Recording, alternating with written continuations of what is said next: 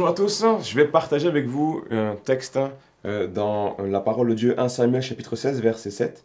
Et l'Éternel dit à Samuel, « Ne prends point garde à son apparence et à la hauteur de sa taille, car je l'ai rejeté. » L'Éternel ne considère pas ce que l'homme considère. L'homme regarde à ce qui frappe les yeux, mais l'Éternel regarde au cœur. Je voudrais partager avec vous ce matin ou cet après-midi 7 petits pas de Jésus qui ont changé le monde. L'attitude de Jésus n'a pas été celle de conquérir les élites politiques, les élites religieuses, mais Jésus est allé au cœur de la vie des gens. Premièrement, le premier petit pas, c'est qu'il est arrivé dans une mangeoire. Jésus est arrivé dans une mangeoire, pas dans un hôtel de luxe, pas dans un endroit tout confort, mais il est arrivé dans peut-être un des endroits les plus misérables. Et Jésus s'est abaissé jusqu'au plus misérable d'entre nous. Jésus est accessible. Jésus n'a pas rejeté de personne sous condition de nationalité, sous condition de religion, sous condition de moralité, de qui que ce soit qui voulait s'approcher de lui, pouvait le faire. Le deuxième petit pas, c'est que Jésus rentre à Jérusalem monté sur un âne, un petit âne, nous dit la Bible. Et pour moi, c'est l'image ici de l'humilité. C'est l'image de ce Jésus qui aurait pu arriver avec un cortège de danseurs, de danseuses, des festivités, avec tout ce qui aurait été glorieux à l'époque. Mais Jésus est monté seul sur un petit âne. Et il arrive sans faire beaucoup de bruit dans ta vie. Jésus arrive sans faire beaucoup de bruit, mais écoute-le. Et il nous encourage, dans ce modèle d'humilité, à le suivre. L'autre petit pas, c'est l'entourage de Jésus. L'entourage de Jésus. Chaque pas qu'il faisait, il y avait des gens qui étaient là, des gens de mauvaise vie. Il y avait des lépreux, il y avait des aveugles, des gens qui étaient dans la prostitution, des gens qui étaient des voleurs. Et Jésus les avait acceptés dans son entourage. Le petit pas de Jésus ici, c'est celui qu'il faisait avec son entourage, aussi vaste que bizarre par moments. Maintenant, Jésus nous demande, nous aussi, d'aller vers les autres, d'aller vers les gens, de ne pas juger, mais d'aimer. Je continue. Il n'avait ni beauté ni éclat. Quatrième petit pas, c'est dans Ésaïe 53, verset 2. Et ni beauté ni éclat. Aujourd'hui, on cherche les strass et les paillettes. On cherche à avoir du succès. On cherche à être quelqu'un de fun, quelqu'un de in, quelqu'un de populaire, quelqu'un qui a des followers, quelqu'un qui a des gens qui ont mis des likes, des gens qui ont mis ceci, cela.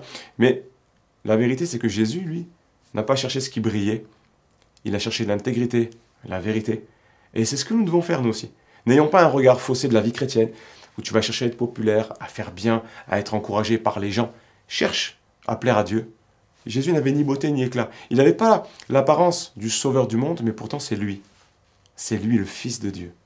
Les gens l'ont remis en cause en disant c'est pas un conquérant, qu'est-ce qui va libérer? Et c'est vrai que le royaume de Jésus ne s'est pas propagé par l'épée, par la puissance humaine, mais il s'est propagé par l'amour. Amen. Je continue. Autre petit pas de notre Seigneur Jésus. Marc 3, verset 9, il chargea ses disciples de tenir toujours à sa disposition une petite barque, afin de ne pas être pressés par la foule. Moi, j'appelle ça l'école du petit. Oui, par moments dans notre vie chrétienne, il nous arrivera d'être méprisés. Par moments dans notre vie chrétienne, il nous arrivera d'être oubliés. Par moments, personne ne pensera à nous. Par moments, on ne sera pas sur les photos. On ne sera pas sur les remerciements. On sera nulle part, en fait. Mais c'est comme ça. Acceptons aussi les petites barques. Acceptons les petits endroits. Acceptons les petites tâches. Sois fidèle dans les petites choses et je t'en confierai de plus grandes, nous dit la parole de Dieu. Je continue, 6e pas. Jésus a lavé les pieds de ses disciples. Waouh, quel modèle! Et qu'est-ce que de plus beau que cet abaissement de Jésus?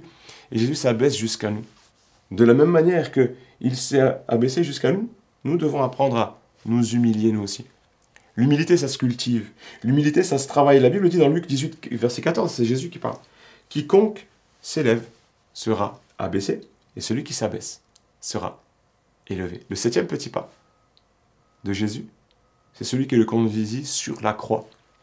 Jésus monte sur la croix, le sauveur du monde, le Fils de Dieu, monte sur une croix comme un brigand, comme un malfaiteur. Il souffre. On l'a frappé, on l'a flagellé, on a mis une couronne d'épines sur sa tête. La gloire de Dieu se retire. Jésus est seul sur la croix et il dira « Mon Père, pourquoi m'as-tu abandonné ?» Sur cette croix, ce n'est pas un brigand, ce n'est pas un malfaiteur, ce n'est pas un pécheur, c'est Jésus, le Fils de Dieu, qui est venu faire ces petits pas qui ont bouleversé le monde. Et je prie qu'il puisse changer ta vie. Que Dieu te bénisse. Merci.